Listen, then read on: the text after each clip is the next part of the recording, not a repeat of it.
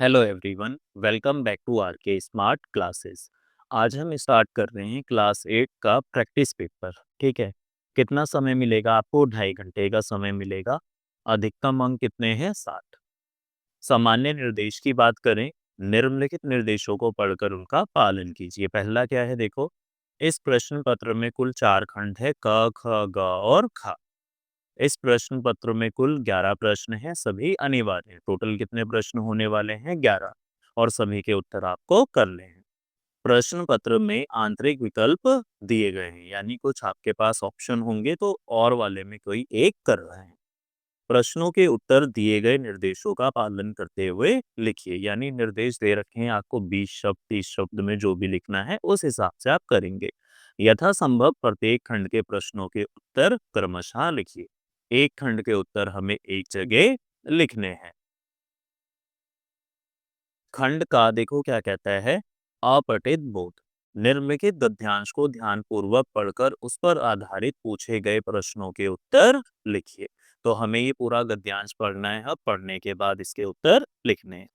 वीरता की अभिव्यक्ति अनेक प्रकार से होती है, यानी वीरता को हम अनेक प्रकार से दिखा सकते हैं। लड़ना, मरना, खून बहाना, तोप तलवार के सामने ना झुकना ही नहीं, कर्ण की भांति याचक को खाली हाथ ना लौटाना, या बुद्ध की भांति ज्ञान व निर्माण की खोज में सांसारिक सुख त्याग देना भी वीरता है। यानी वीरता खाली लड़ना मरना या तलवार के आगे झुकना ही नहीं है, बल्कि जैसे कर्ण ने क्या करा, किसी भी याचक को खाली हाथ नहीं लौटने दिया, या बुद्ध ने क्या करा, ज्ञान के कारण सांसारिक सुख को त्याग दिया, ये भी वीरता है। ठीक है। वीरता जो है भीतर से उपजती है। ठीक। वीरता देश काल के अनुसार संसार में जब भी प्रकट हुई तभी अपना एक नया रूप लेकर आई। और वीरता जब भी संसार में आई तो एक नया रूप लेकर आती है और लोगों को चकित कर गई, और जितने भी लोग हैं उनको चकित कर देती है। वीर कारखानों में नहीं ढलते, ना खेतों में उगाए जाते हैं, वे तो देवदार के वृक्ष के समान जीवन रूपी वन में स्वयं उगते हैं। यानी वीर जो है स्वयं बनते हैं, बिना किसी के पानी दिए, बिना किसी के खाद डाले। वीर का दिल सबका दिल, और उनके विचार सबके विचार हो जाते हैं। और क्या कहता है, वीर का दिल जो है सबका दिल हो जाता है। वीर जो सोचते हैं वही सब सोचते हैं। उनके संकल्प सबके संकल्प हो जाते हैं। औरतें और समाज का हृदय वीर के हृदय में धड़कता है। देखो, गद्यांश का केंद्रीय विचार के आधार पर उचित शीर्षक का चयन कीजिए। सच्ची वीरता, मानवीय त्याग, सांसारिक सुख और महान चरित्र। तो देखो, सच्ची वीरता ये हो जाएगा हमारे गद्यांश का शीर्षक। ठीक है। खा देखो, उसके विचार सबके विचार हो जाते हैं, उसके संकल्प सबके हो जाते हैं। इस कथन में वीरता का कौन सा पहलू उभर कर आता है? फर्स्ट, सबको एक दिशा में जोड़ने की क्षमता। हाँ, वीर लोग क्या करते हैं, सबको एक दिशा में जोड़ते हैं। ठीक। गद्यांश के अनुसार वीरता का वास्तविक स्रोत क्या है? तो क्या लिखोगे? वीरता का वास्तविक स्रोत भीतर की उपजी प्रेरणा है। उपजी प्रेरणा। ठीक है। घ देखो, लेखक ने वीर को देवदार के वृक्ष के समान क्यों बताया है? स्पष्ट कीजिए। तो क्या लिखोगे? क्योंकि वीर पुरुष वीर पुरुष अटल, स्थिर और महान होते हैं। महान होते हैं। ठीक है। सेकंड क्वेश्चन देखो क्या कहता है, निम्नलिखित काव्यांश को ध्यानपूर्वक पढ़कर उस पर आधारित पूछे गए प्रश्न के उत्तर लिखिए। निर्माणों के पावन युग में हम चरित्र निर्माण ना भूले, स्वार्थ साधना की आंधी में वसुधा का कल्याण ना भूले। क्या कह रहा है कि भाई हमें चरित्र निर्माण नहीं भूलना चाहिए। शील विनय आदर्श श्रेष्ठा तार विन झंकार नहीं है, शिक्षा क्या स्वर साध सकेगी यदि नैतिकता आधार नहीं है। क्या कह रहा है? शिक्षा का कोई भी अर्थ नहीं होगा यदि नैतिकता ही नहीं होगी। आगे देखो, कृति कौमुदी की गरिमा में संस्कृति का सम्मान ना भूले, निर्माणों के पावन युग में हम चरित्र निर्माण ना भूले। यानी हमें संस्कृति नहीं भूलनी चाहिए और हमें चरित्र निर्माण नहीं भूलना चाहिए। आविष्कारों की कृतियों में यदि मानव का प्यार नहीं है, सृजनहीन विज्ञान व्यर्थ है, प्राणी का उपकार नहीं है। यदि देखो मानव में एक दूसरे में प्यार नहीं होगा तो जो भी विज्ञान हमने बनाई है, टेक्नोलॉजी, वो सब बेकार है। भौतिकता के उत्थानों में जीवन का उत्थान ना भूले, निर्माणों के पावन युग में हम चरित्र निर्माण ना भूले। तो ये हमारे पास कविता थी। पहला क्वेश्चन देखो क्या पूछता है, निम्नलिखित में से किसके बिना शिक्षा व्यर्थ है? धन संपत्ति, भौतिक संसाधन, नैतिकता। नैतिकता के बिना क्या है? शिक्षा व्यर्थ है। काव्यांश के अनुसार विज्ञान और आविष्कार केवल तभी सार्थक माने जाते हैं जब वे समाज में नई तकनीक फैलाएं, नहीं वे मानवता और उपकार को बढ़ाए। हाँ, तो ये आपके पास आंसर हो जाएगा। ठीक।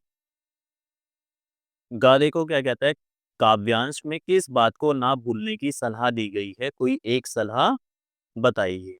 तो क्या लिखोगे? काव्यांश में काव्यांश में चरित्र निर्माण को ना भूलने की सलाह दी गई है। फोर देखो, काव्यांश में कवि भौतिक प्रगति के साथ किन मूल्यों को बनाए रखने की प्रेरणा देता है? तो क्या लिखोगे? काव्यांश में कवि भौतिक प्रगति के साथ मानवता, नैतिकता और चरित्र निर्माण चरित्र निर्माण जैसे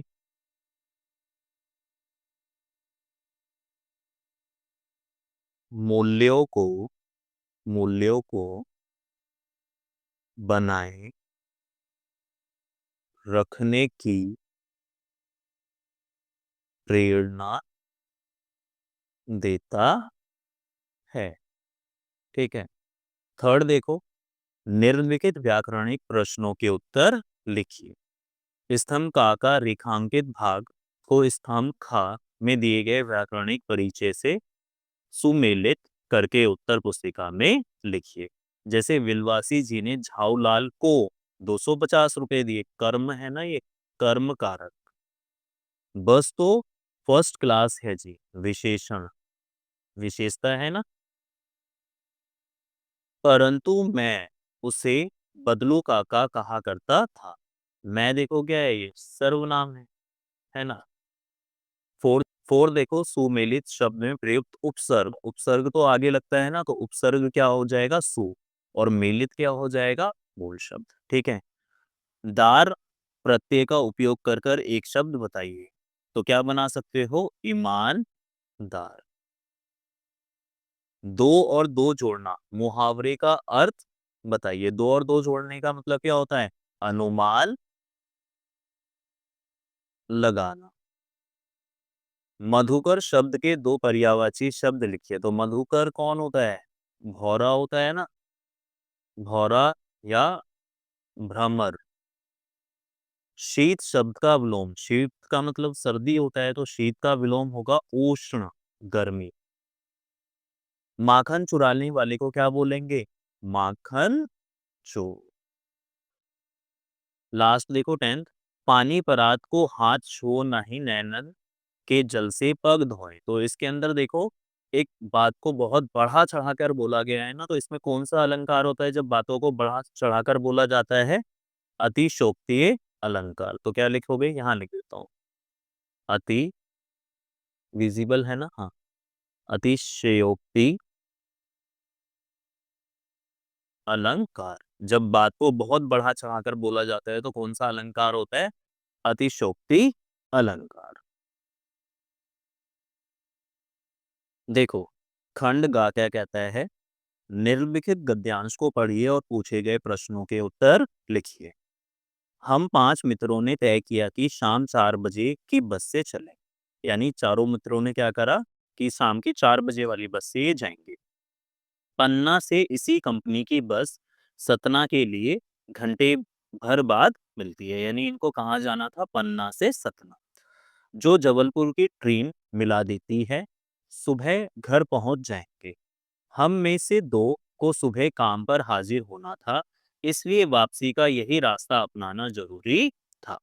लोगों ने सलाह दी कि समझदार आदमी इस शाम वाली बस में सफर नहीं करते। क्या रास्ते में डाकू मिलते हैं? नहीं, बस डाकिन है। बस को देखा तो श्रद्धा उमड़ पड़ी, खूब वयोवृद्ध थी। यानी बस बहुत खूब वयोवृद्ध थी या बहुत पुरानी थी। ठीक। सदियों के अनुभव के निशान लिए हुए थे। लोग इसलिए इससे सफर नहीं करना चाहते कि वृद्धावस्था में इसे कष्ट होगा। यह बस पूजा के योग्य थी, उस पर सवार कैसे हुआ जा सकता है? देखो, पहला प्रश्न क्या कहता है? निम्नलिखित में से कौन सी बात बस की विशेषता के संदर्भ में इंगित नहीं कर? अब वृद्धावस्था व अनुभवी, ये तो है। अनुभवी और पूजनीय, ये भी है। नई, नवेली और तेजी, ये नहीं है। ठीक है। आगे देखो, लेखक और उसके मित्रों का वास्तविक गंतव्य क्या था? पन्ना से कहाँ जाना था उन्हें? सतना। तो गंतव्य क्या हो जाएगा? सतना। गंतव्य का मतलब जहां पर उन्हें पहुंचना था। कहा देखो, लोगों ने शाम वाली बस से सफर करने से क्यों मना किया था?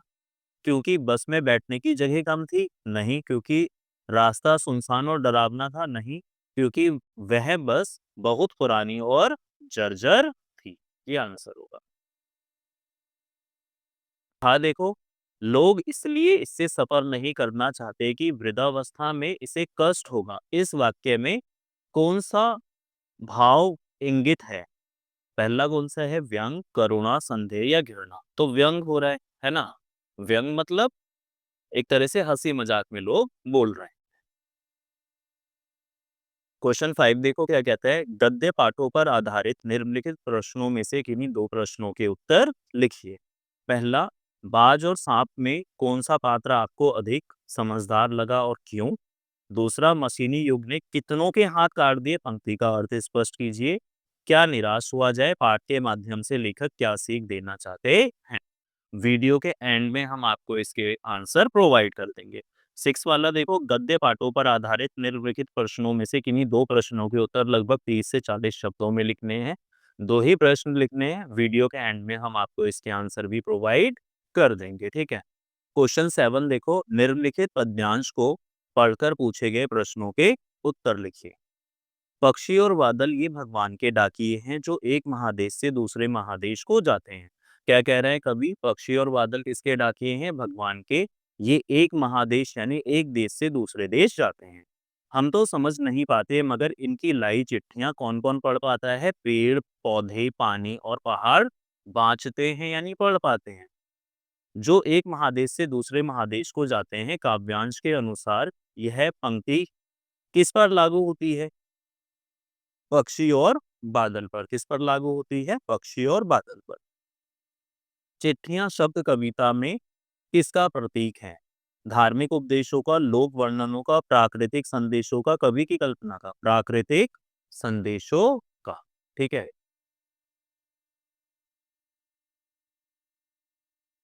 गा देखो, मगर उनकी लाई चिट्ठियां पेड़ पौधे और पहाड़ बांसते हैं में बांसते का अर्थ है वे अपने आचरण से समानता के भाव को जीते हैं। वे चिट्ठियों को ध्यान से पढ़कर समझते हैं। वे पक्षी और बादल से परस्पर संवाद करते हैं।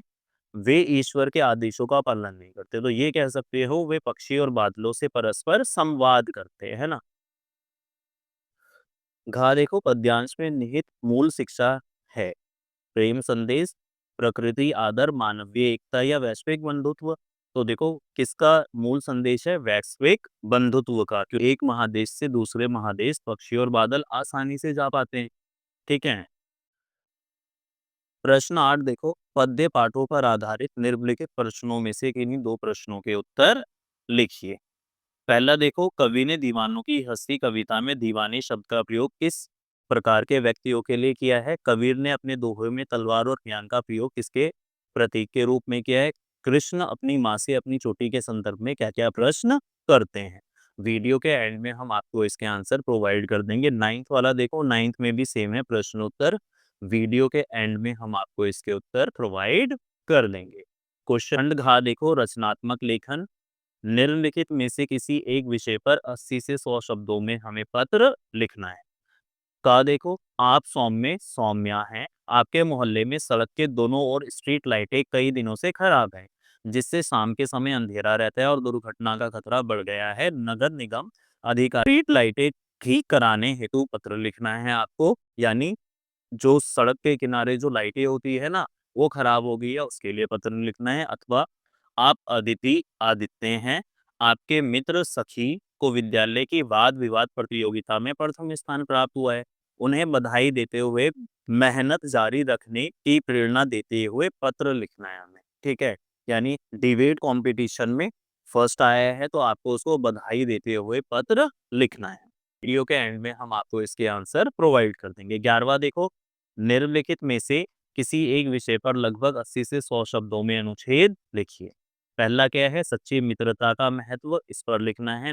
मेरी यादगार रेल यात्रा, गा त्योहारों का देश भारत। किसी एक पर आपको 80 से 100 शब्दों में निबंध लिखना है। वीडियो के एंड में हम आपको इसके उत्तर प्रोवाइड कर देंगे। ठीक। इसी के साथ हमारा ये सैंपल पेपर खत्म होता है। मिलते हैं हम नेक्स्ट सैंपल पेपर के साथ। Thank you for watching.